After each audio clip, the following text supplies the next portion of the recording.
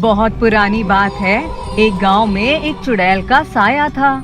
वो चुड़ैल ऐसी थी जो रात होते ही लोगों के घरों में घुसती और जो भी दरवाजा खोलता उसे अपने साथ उठा कर ले जाती।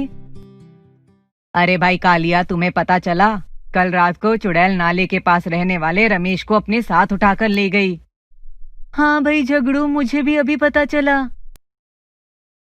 अरे कालिया भाई, मैंने तो अपने दरवाजे पर चुड़ैल कल आना लिखवा दिया है। अगर चुड़ैल आएगी तो वो ये पढ़कर चली जाएगी।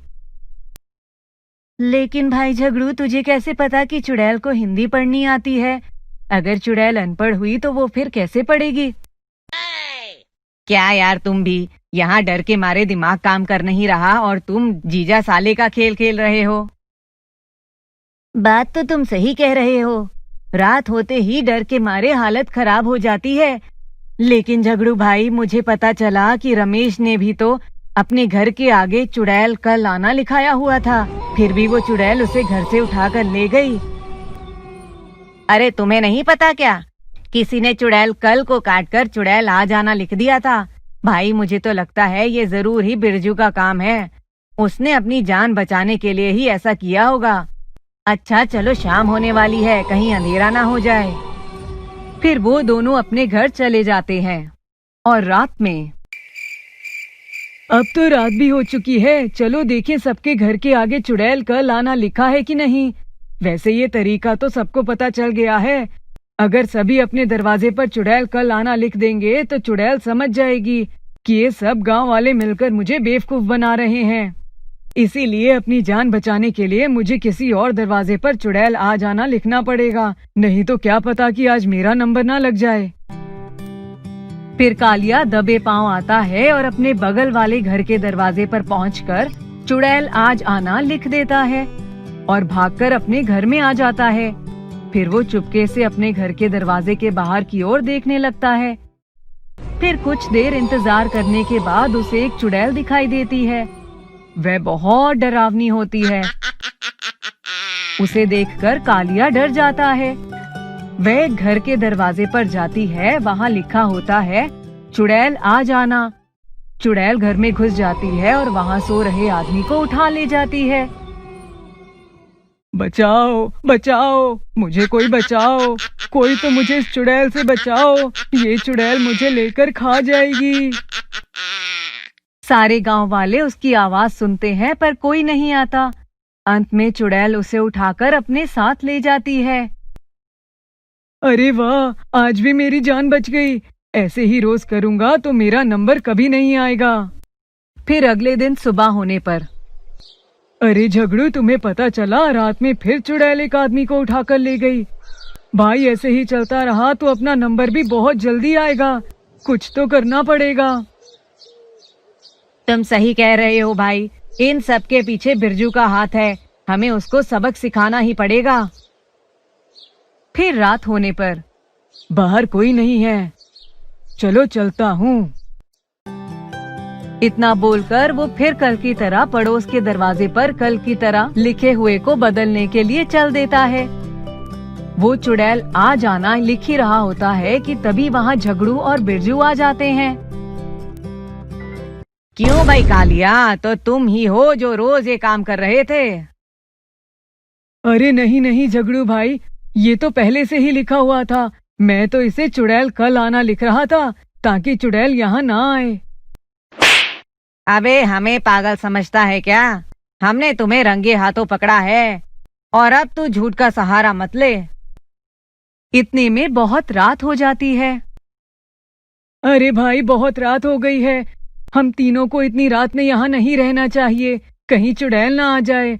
चलो हम तीनों मेरे घर चलते हैं, हम वहाँ आराम से बैठकर बात कर लेंगे। नहीं नहीं, जो बात होगी यही होगी। तुम रंगे हाथों पकड़े गए हो। मैं सभी गांव वालों को यहाँ बुलाऊंगा ताकि वो भी तुम्हें रंगे हाथों देख सकें। अरे गांव वालों, बाहर आओ, मैंने कालिया को रंगे हाथों पकड़ लिया है। अरे झगड़ू, ये तो क्या कर रहा है? इतनी जोर जोर से चिल्लाकर अपनी मौत को बुला रहा है। तेरे बुलाने पर गांव का कोई नहीं आएगा, लेकिन तेरी ये आवाज सुनकर चुड़ैल जरूर आ जाएगी। मैं किसी चुड़ैल से नहीं डरता। मैं तुम्हारी सच्चाई आज गांव वालों को जरूर बताऊंगा। लगता है आज ये हम तीनों को मरवा कर ही दम लेगा। इतने में चुड़ैल उन तीनों की आवाज सुन लेती है और पहुंच जाती है। अरे बाप रे, ये तो वही चुड़ैल है। अब हमारा क्या होगा? हे भगवान, मुझे बचाओ।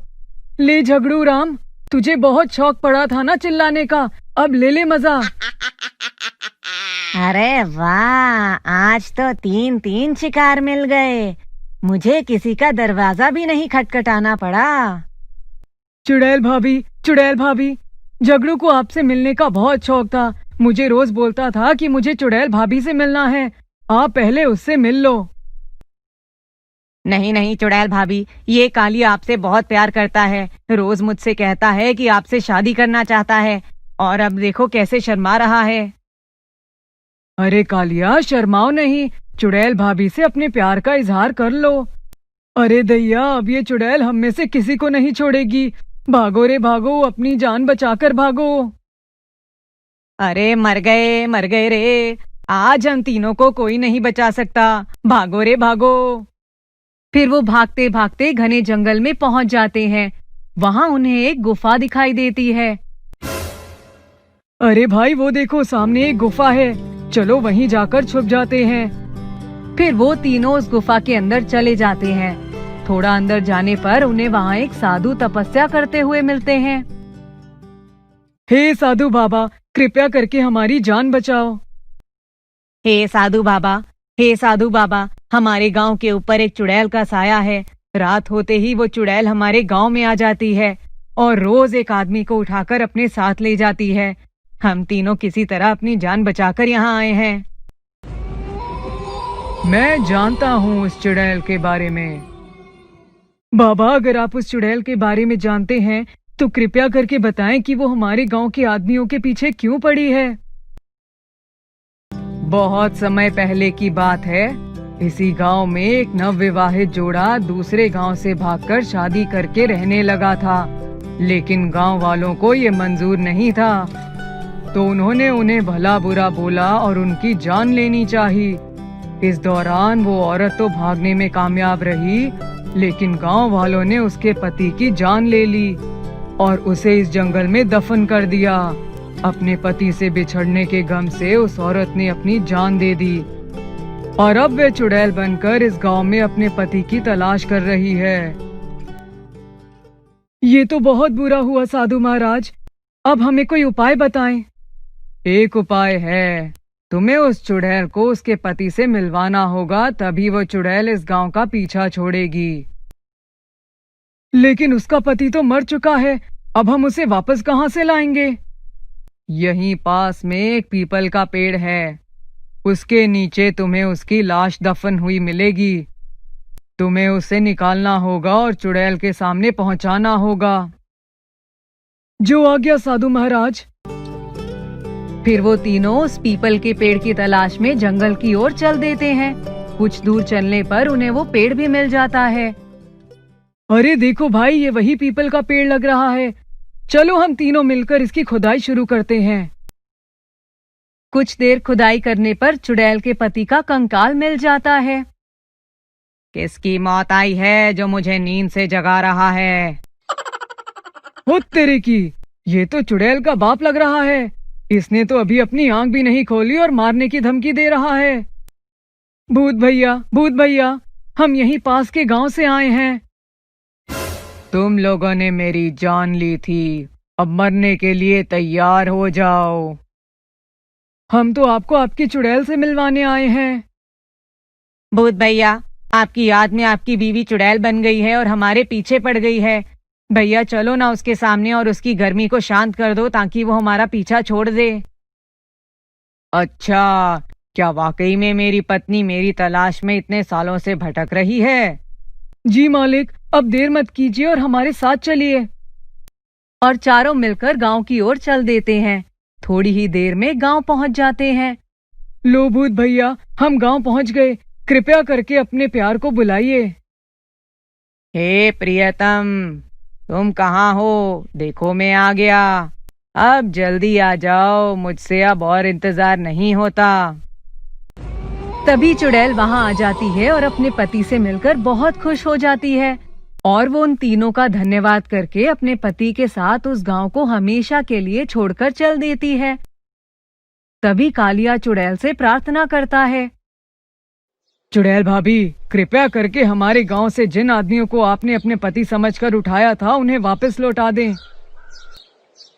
तुम्हें जंगल में एक पुरानी गुफा मिलेगी, वहाँ एक बहुत बड़ा गड्ढा है। तुम्हें उसी जगह में सारे गांव वाले मिलेंगे।